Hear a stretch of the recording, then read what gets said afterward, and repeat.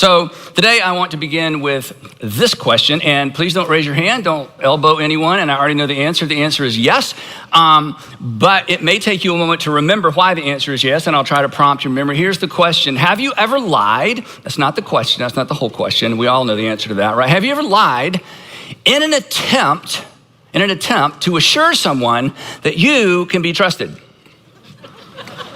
Have you ever lied in order to assure someone, oh yeah, I can be trusted? So let me take you back in time. For some of you, this will kind of prompt you because you're like, oh, I would never do that. For some of you, it was high school, so your first memory of this, because your mom or your dad or your uncle or your aunt or your grandparents or whoever you were living with decided to let you drive their car to school when you were in the 10th grade, or maybe you already had a car, your own car when you were in high school. And the rule was you drive the car, you park it, you leave it parked until you get out of class at the end of the day, and then you drive home. That's the rule. You're like, of course, I would never dream of doing anything other than that until day 3 when your friends are like, let's go to lunch, anybody have a car? And this was your opportunity to look good, not necessarily be good. So you drove, and this became a habit. And then one afternoon you got home from school and your mom is sitting there, she said, honey, or whatever she called you. Maybe that day she wasn't honey. Did you leave the school today in the car and go to lunch? And you had a decision to make. Do I want her to trust me, or do I want to tell her the truth? So you lied so she would continue to trust you. You get it? This is how this works, okay? Let me ask you the same question maybe another way, because this kind of goes to the heart of what we're talking about today. Have you ever compromised your integrity? It's the same idea. Have you ever compromised your integrity to protect your reputation as someone who has integrity? Have you ever actually compromised your integrity? You covered it, didn't tell the whole truth. You decided not to share that. You just flat out lied to protect your reputation as someone who can be trusted or who has integrity. Now, I think most of us live with this pressure somewhere in our lives. I do. I live with it with you because I want you to trust me, and I don't want to lose your respect, because if I lose your respect, then whatever I'm up here talking about, you're like, well, he doesn't do that, and pray for Sandra. And who wants to go to a church where the speaker and the pastor is just an out liar or a hypocrite? So if I really mess up, in some way or shape or form that would discredit me with you, of course I would be tempted to lie, and I would be tempted to cover up if that's what's required to maintain your respect. For me, we just live with this pressure. And unfortunately, sometimes, if we're honest, sometimes we're willing to be bad if that's what it takes to look good. Isn't that weird? Or we, to put it this way, we would rather be bad than look bad. Because the force was strong with Luke, and shame avoidance is strong with all of us. None of us want to be shamed, and none of us want to be embarrassed. But here's the flip side. If an employee, and this has happened, in fact, there's kind of a famous legendary story around our organizational culture that I share with staff from time to time because it was such a big example of this. When a staff member comes to me and tells me the truth about something, even if it makes them look bad, especially if they come and they tell me something that makes them look bad that they knew I wouldn't know about otherwise, I don't lose respect for that person. I gain respect for that person. Even though they've messed up, the fact that they owned up, well, that's integrity. Now I know I can trust them because they owned up when they messed up. Today is part 2 of our series, Our Integrity, Your World, Your Integrity, Our World, Your Integrity, Our World. And the reason we're calling it this is because my personal integrity impacts my world, my family, my community, and your personal integrity or lack of it impacts the people around you as well.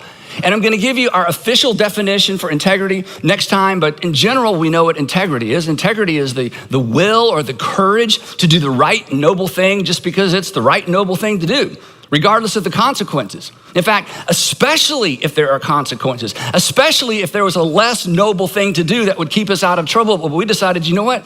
I'm just gonna do the right thing. Why? Well, it doesn't benefit me. I'm gonna do the right thing just because it's the right thing, even though it costs me. And as we said last time, we are all pretty quick to excuse our personal lack of integrity or a breach in our integrity, but we are not quick to excuse it in other people, right? We expect it of our leaders. We expect it of our teachers. We expect it of our employers, our employees, our friends, our kids, our husbands, our wives, our fiancés, boyfriends, girlfriends. We just wake up every day expecting them to be people of integrity.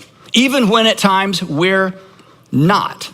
I mean, everybody expects it. It's a universal expectation. I mean, even thieves and cheaters do not expect to be stolen from and cheated on.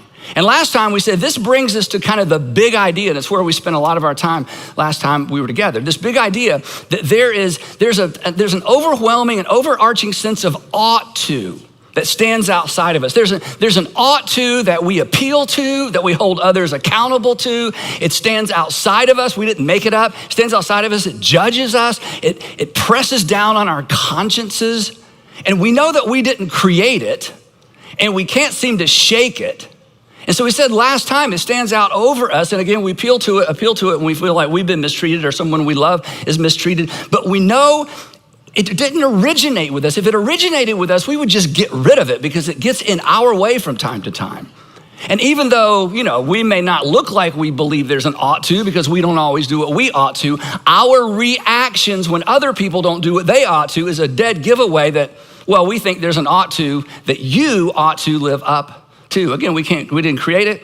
We can't shake it. Last time we saw the Apostle Paul came along and said, well, actually what that is the law of God written in your hearts. That there's a divine element to this, that the law of God is written in your hearts. Not like the traffic laws, but there's something in your heart God put there that says you should probably obey the traffic laws because they're good for you and other people. Not the tax laws. God didn't put the tax laws in your heart, but God put it in your heart. You know what? You should probably obey the government because the government's there to support you and take care of you. That thing that informs our conscience when our conscience bumps up against something in our modern world that we struggle with, that creates a tension around, which means that integrity, and this is so important, and especially if maybe you're not a religious person or used to be, or you've kind of dismissed all of that, what the implication is simply this, that integrity, if it exists, unless we just made this up, unless it's just a useful tool, we talked about that last time as well, that integrity is actually anchored to something.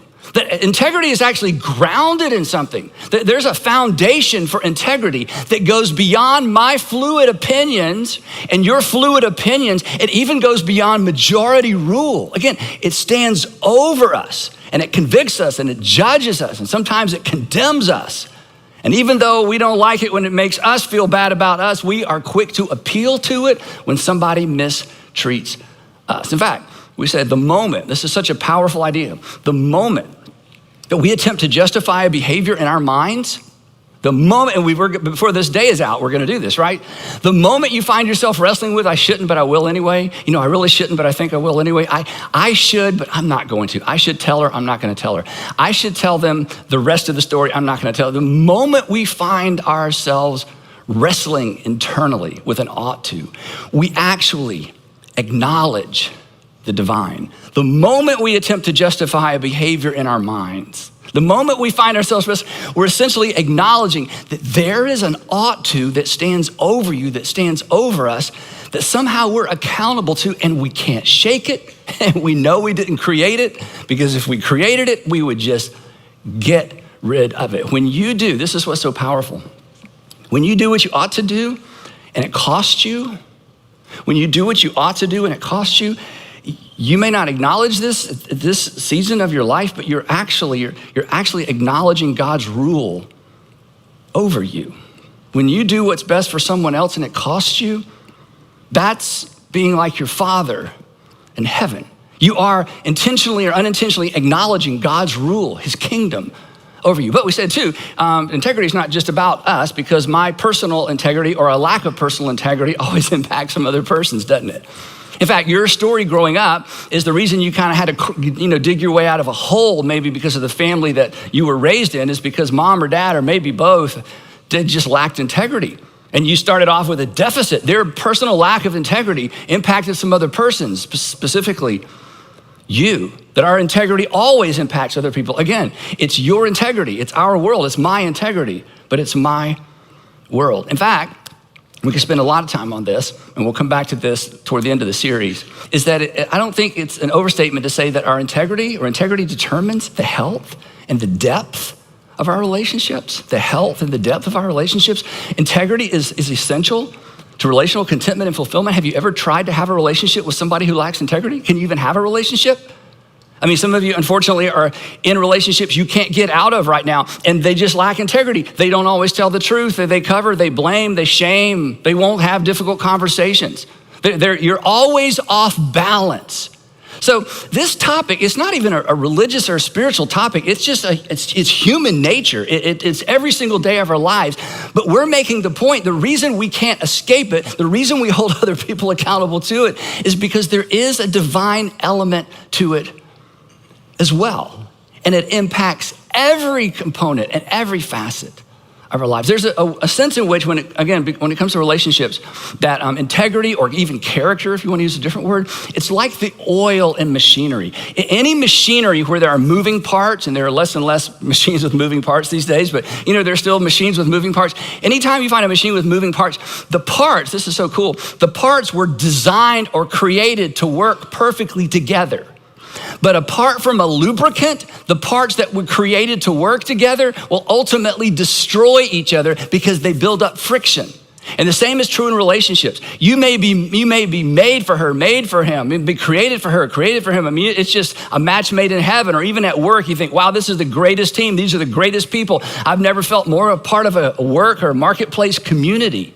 And that it may be true that you're perfectly suited for that job, but apart from integrity, because you're in close proximity with people, there's potential friction. And the reason those relationships can go the distance, the only way those relationships can go the distance, is because of integrity. It's like the oil or the lubricant in the machinery, made for each other, but apart from it, you destroy each other. Because, and you know this, you don't think of it in these terms, proximity creates the potential for friction, right? I mean, you're not mad at your neighbor's boss, and your neighbor's boss may be a way worse boss than your boss, but you're mad at your boss. Why? Because there's proximity and friction, right? You're not mad at a stranger's wife or their son or their daughter, right? It's your wife or your husband or your son or your daughter because of proximity.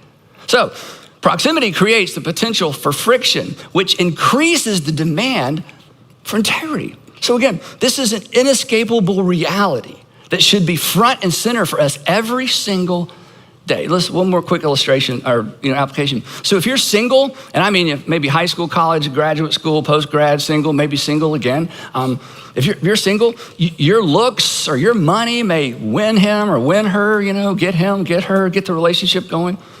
But you know this, it's your integrity that determines the health and the longevity of the relationship, right? I mean, falling in love is easy, and I'm gonna ask you to fill in a blank to see if you've been listening. Falling in love is easy, right? It only requires Falling in love is easy. It only requires a pulse. All you need is a pulse to fall in love, okay? Falling in love is easy. All it requires is a pulse. But staying in love requires other things, and one of the essential ingredients of staying in love is integrity. I mean, having kids, that's biology. Raising them together, it requires integrity for both parents, right? Landing that job, that requires a GPA and, a good GPA and a resume. Keeping that job, excelling in that job, building a sense of community at work, it requires integrity. So a lack of integrity is gonna cost us relationally always.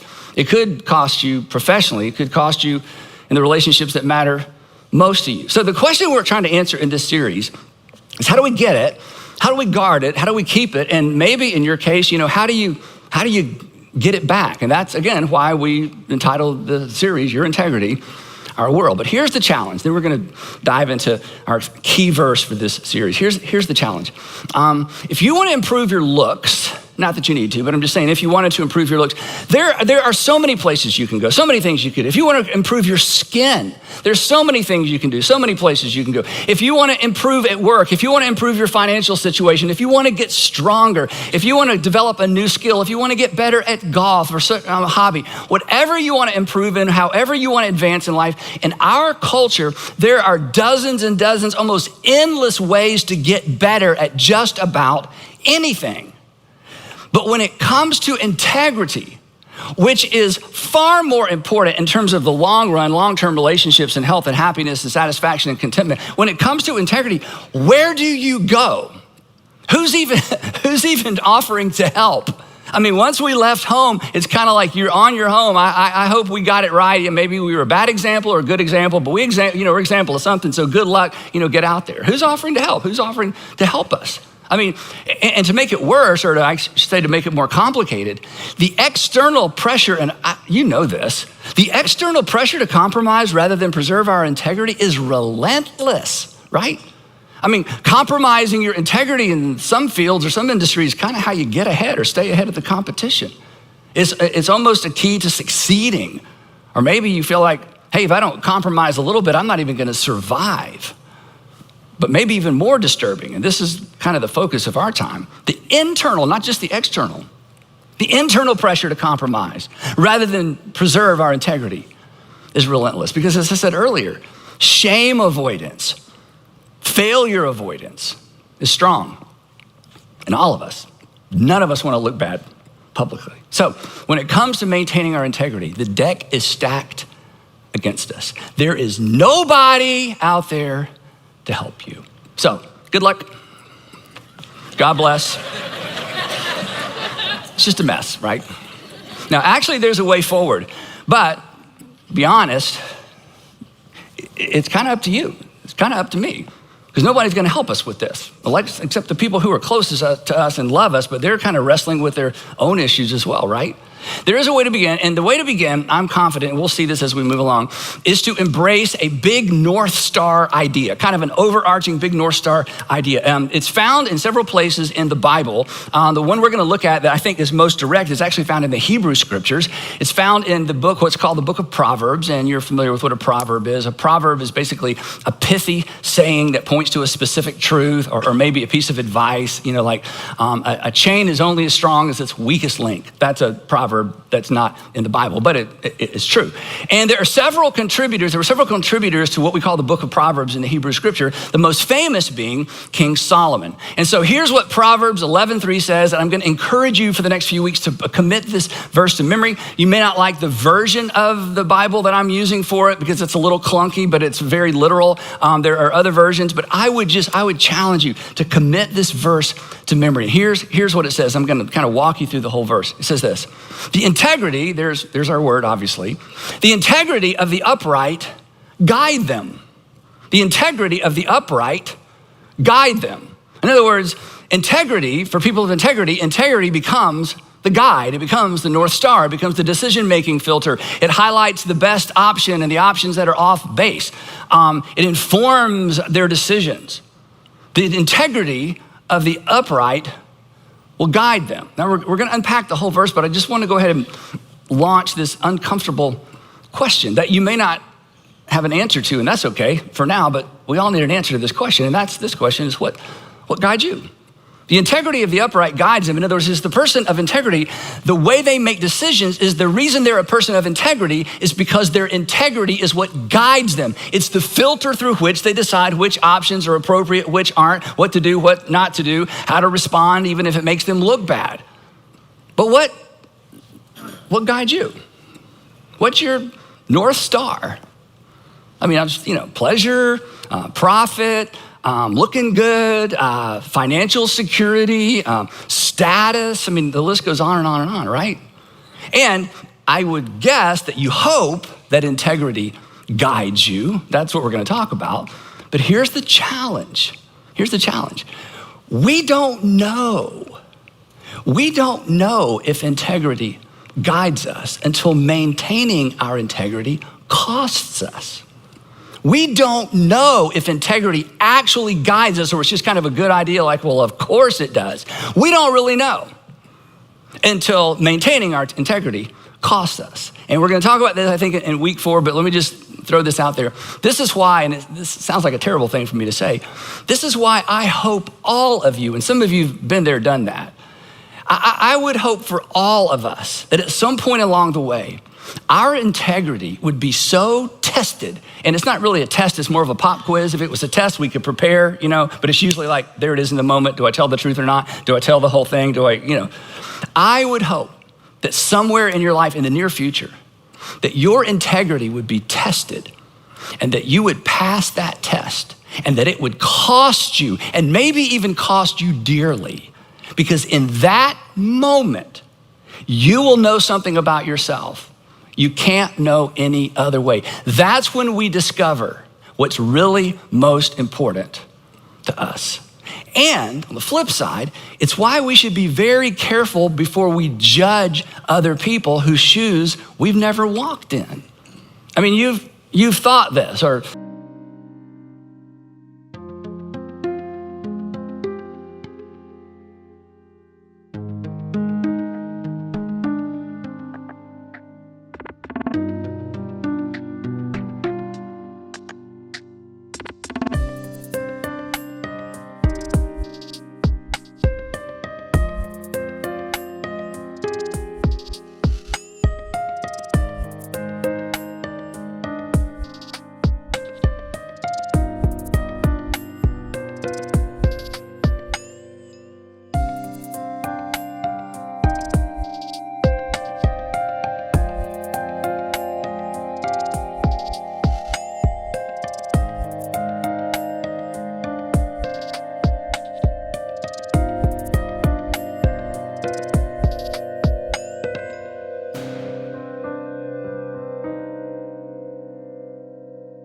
you've said this. I mean, I know I have. Well, I would never do that. Did you see that?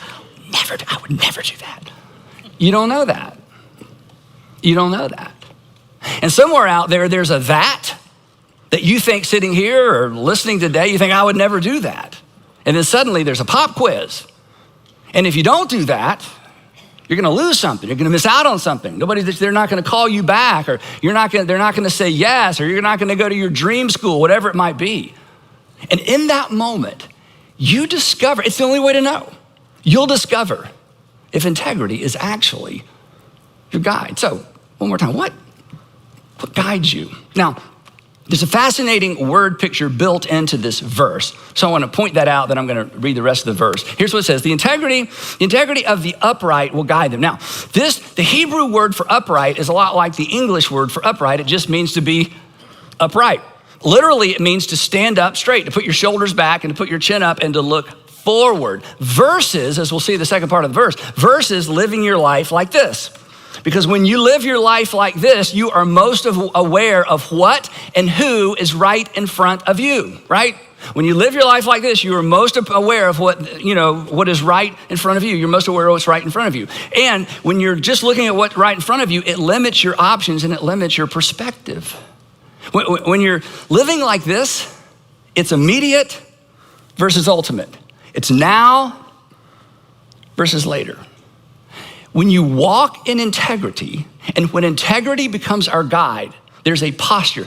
You stand up straight, you live standing up straight, and you take the long view. You look up and you look out. You take the long look because you realize, the person of integrity realizes, you know what? Later is longer.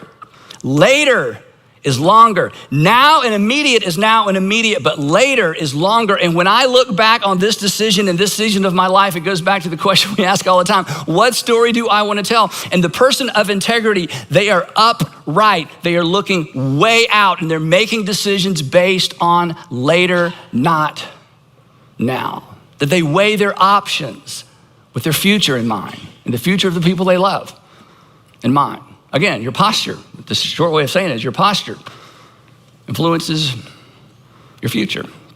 My posture influences my future. And we already know this. You know how we know this? Because even though we've never chatted about this, your greatest financial, your biggest financial regret, I should say, your biggest relational regret, where were you looking? You were looking at now, not later. Wow, not uh-oh. You were looking at immediate, not ultimate. We know this. And so the writer of Proverbs says, hey, the upright are guided by their integrity because they live upright, not just doing upright things. They actually stand upright and they take the long look.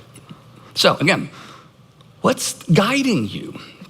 And just to dig on this a little bit, if your trigger response when you're under pressure is to lie, if our trigger response when we're under pressure is to make excuses and to blame and to cover and to point at other people and to try to deflect, it's not all my fault. If your trigger response and my trigger response is any of those things, those are clues Those are clues that perhaps integrity is not in fact our guide. In fact, those are clues as to what really and truly guides you. And at this point in the series, I'm not suggesting you make any changes. I just think you should know. I'm just suggesting that we all face up to what's actually guiding us and then ask this terrible question. If I'm quick to abandon my integrity, if I'm quick to abandon my standards, I said I'll never and I'll always, and then I met him, then I met her, and suddenly it was like, yeah, whatever, okay? If in the past I just had standards, I wanted to live an upright, long view life. And if you are quick under certain circumstances or with certain people to abandon your integrity, then you need to ask. And this isn't a religious question. This is just a make you a better person question. What's really driving me? You should know the answer to that question. I should know the answer to that question. And discovering the answer to that question may motivate you or embarrass you into doing something about it. And if you're like a lot of people, you may discover, and please don't see me pointing my fingers. I think we all wrestle with this. I know I wrestle with this. You may discover that you're more concerned with looking good than being good. You may discover, nobody's gonna admit this until you do a little probing. And the way you know is you just examine your responses when you're under pressure and there's something to lose. You may discover, as wonderful as you are, and you are all wonderful, that you're more concerned with looking good than being good. Now, quick question, I promise we're gonna move on because this is terrible, I know. It's like, what about the happy part of, heaven? Talk about Jesus, I know, okay. Don't answer this out loud. What do you think about people like this? What do you think about people who just defend and excuse and lie and look around? What do you think about, people like this? You work with people like this. Unfortunately, you might live with somebody like this. What do you think of these people? You're not like, oh, they're just so great. I want to be more like you. No, it's almost impossible to have an actual relationship with that kind of person. So don't be that kind of person. Discover what's really guiding you. Face up to it. It's terrible. It's a necessary step to getting to where not only you need to be, but probably you want to be. Well, the flip side, what do you think about these kind of people? The people that when they mess up, they own up, clean up. I'm not going to leave you dealing with my irresponsibility. I made an irresponsible decision. It left a mess. I'm going to clean up my own mess. You're not going to have to worry about it. In fact, I'm going to report back in to make sure you don't ever have to deal with this again. I'm owning it. Now, this is so important. I got to move on. Please remember this, especially if you're a parent, grandparent, if you're married, if you're engaged, if you have somebody you just love and they love you back and you're hoping to spend your life together, or if you have a team at work and you just love working with those people, this is so, so, so, so important. The health of your relationships, and dive into family and even the respect of your children is contingent upon your integrity, not your infallibility. The respect of the people you want, the respect of your kids, your husband, your wife, the people close to you, their respect hinges not on your infallibility. It is okay to make mistakes and it is okay to be wrong. It's not okay to cover and to lie about your mistakes. That the health of that relationship, the respect of the people closest to you, it is contingent not upon the fact that you're perfect and you get it right every time. You're not going to get it right every time. But your integrity, being guided by your integrity, that's what sets the standard for the people around you and the people looking up to you. And that's what maintains the relationship. Again, it's the oil in the machinery. Now, I'm kind of a perfectionist. A lot of you are kind of perfectionists. I hate to make mistakes and I hate to be caught making a mistake. And I had to learn early on as a dad, the quicker I take responsibility, because I just want my kids to think I'm perfect and I'm Superman, It's like, oh, no, the best thing I can do for them is to when I make a mistake, own it, and apologize. And I probably told you this before, but when Andrew was super little, he's our oldest, he's about this big and the other two are, somewhere behind. He got in this habit of apologizing all the time. I'm so sorry, Mom. I'm so sorry, Dad. I'm so sorry, Mom. So almost like a trigger response. And I said to Sandra, we must be really good parents. He just owns it. He just apologizes so quickly. She says, No lie. She said, that's because she hears you doing that all the time. Because I have made so many mistakes. I'm so sorry. I mean, you heard me say, I'm so sorry. He's like, that's what you're supposed to say. I'm sorry. I'm like, kind of worked, I guess. You know, a bad example it can be good for your kids as well.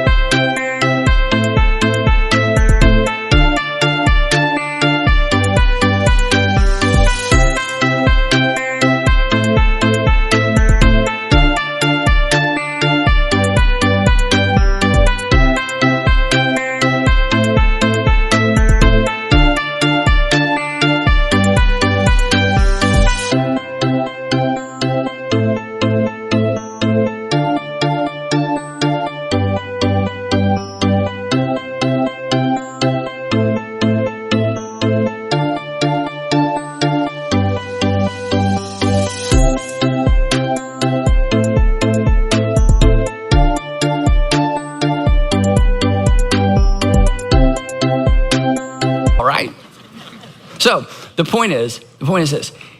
Look, your integrity is more important than your fallibility. So own it. And when you find yourself wrestling, you've just discovered something else may be your guide. So here's the second part of the verse. The integrity of the upright will guide them, but the crookedness, here's the contrast, the crookedness, the bent is what it really literally means, but the crookedness of the treacherous, and this is a really interesting Hebrew word. The root of this word means to throw a blanket over something, to cover it so you can't see it, to act deceitfully. The people who lack integrity, it's like, don't look over there, cover that up to operate in the dark. He said, ultimately, the crookedness of the treacherous will destroy them. Literally, lay waste to a landscape. The crookedness of the treacherous will destroy them. Eventually, it catches up. Eventually, there's a price to pay because they wouldn't straighten up, because they wouldn't take the long look, because it was all about immediate, not ultimate. It was all about now instead of later. They refused to take into account the harm they would do to themselves and the people around them. So they did themselves harm, and they did harm to the people around them. Now, I'm not going to insult your intelligence to say, which kind of person do you want to be, right? I mean, we all want to get this right for our sake and for the people we love. So here's the verse. The integrity of the upright will guide them, but the crookedness of the treacherous will destroy them. The integrity of the upright will guide them, but the crookedness, right here, right now, what's right in front of me, will ultimately destroy them. And as we know, perhaps destroy the people around them as well. So this is where we're going to leave it today. What guides you? What informs your decisions? Ought to. Is it ought to? Or is it want to? Or is it protect you? Or is it maybe a combination of the two? And again, I want to circle back around as we close. I want to go back to those of you who are single. And by single, I mean from high school, college, grad school, single, maybe single again on. This is so important. And I'm not trying to be facetious. And those of you who are married, you're going to want to, whatever you do when something you agree with happens, whether you say amen or yes, preach it. I don't know. And so you don't have to do that, because what I'm about to say, every married person in here is like, oh yeah, that's right, okay? So if you're not married, when you catch yourself thinking, or you hear yourself saying, well, once I get married, says all the married people, Let me just share, this is pretty brilliant insight. You know, I don't know how I come up with this stuff, but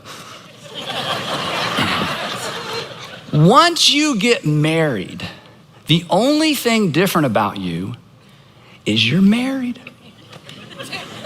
See, anybody write that down? Yeah, the only, see this, and I understand this. I got married when I was 30, so, I lived, single longer than, a lot of people were back then, but, I just hadn't fallen in love yet. But anyway, I can remember wrestling. Well, once I'm married, it's like, no. Once you're married, I knew this because I'd done enough, I did premarital counseling before I was married. Why anybody would listen to me talk to them about their marriage.